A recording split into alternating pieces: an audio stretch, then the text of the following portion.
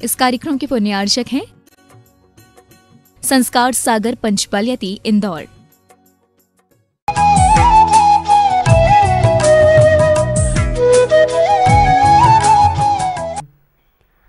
परिग्रह हमारे लिए सदा दुख का कारण होता है। जैन आचार्यों ने कहा है, परिग्रह पोट उतार सब लीने उचारित पंथ निस्वभाव में थिर भये वज्र ना भी निर्ग्रंथ। जितने भी निर्ग्रंथ होते हैं वो परिग्रह से मुक्त होते हैं। जिन्होंने वस्त्र को अपरिग्रह के रूप में स्वीकार किया है या जो कहते हैं कि वस्त्र परिग्रह नहीं होता है, उन्हें अभी मालूम नहीं है कि एक लंगोटी की चाहत जो होती है आदमी के लिए पुनः पुनः पुनः मोक्ष मार्ग से वापस लौटा लेती है। इसके हमारे पास कई उदाहरण हैं और हम इन उदाहरणों को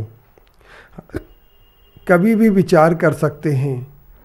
हमारे पास के उदाहरणों में हमारे पूजन में कहा गया है कि फांस तनक सी तन में साले चाहे लंगोटी की दुख वाले। एक लंगोटी की चाहत भी दुख का कारण होती है। जिन्हें संतोष और सुख को प्राप्त करना है वे पूर्ण परिग्रह से मुक्त होते हैं।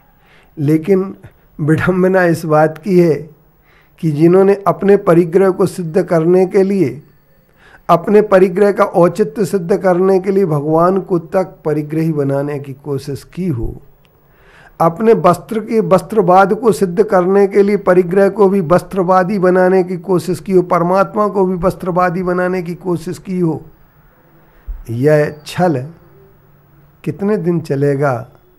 इस मोक्ष मार्ग से कितने दिन हमें रोकेगा यह हम नहीं कह सकते हैं। परंतु मैं एक बात कह सकता हूँ, धनधान आदि ग्रंथम परिमाय ततोधकेषु निष्प्रयता परिमित परिग्रह से दीक्षा परिमाण नामापि।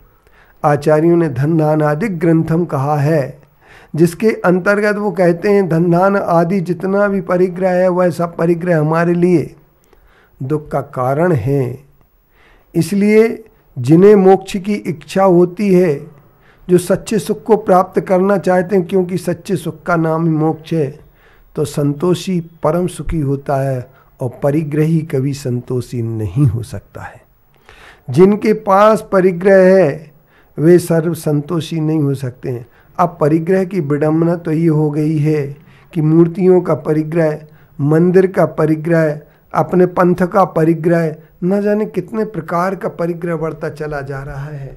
हमारे एक श्वेतांबर मूर्ति पूजक विद्वान बेचरदास जी ने यह लिखा है कि विडंबना को देखिए कि मंदिर के, तो ऐसी परिस्थिति में हम ये कह सकते हैं कि हमारा परिग्रह जो होता है वो हमारे दुख का कारण होता है। इस बात को अस्वीकार करने वाले लोग क्या समझेंगे हम नहीं कह सकते हैं। हम तो इतना सा ही कह सकते हैं कि सचमुच में परिग्रह जो होता है वह हमारे दुख का कारण है। तो परिग्रह पाप है। ये परिग्रह पाप को अगर कोई पाप से बाहर सिद्ध करने की कोशिश करता है तो मैं कहता हूँ वह महावीर के 5 महाव्रतों में से एक महाव्रत को अलग करने की कोशिश कर रहा है।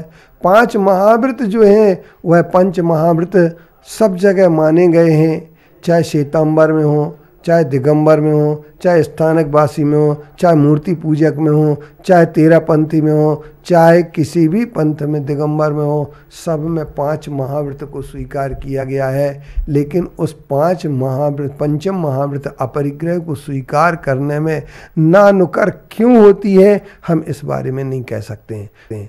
तो हम ये कह सकते हैं कि यह पंच महाव्रत संचरण समिति पंच प्रकार प्रबल पंच इंद्रिय विजय धार निर्जरा सार, ये 5 महाव्रत हमारे निर्जरा के कारण हैं, 5 अनुव्रत निर्जरा के कारण हैं। इसलिए हम इन 5 व्रतों को, हमें परिग्रह को छोड़ना चाहिए, परिग्रह पाप से बचना चाहिए। इसी से हमारी आत्मा का कल्याण होगा। ओम शांति।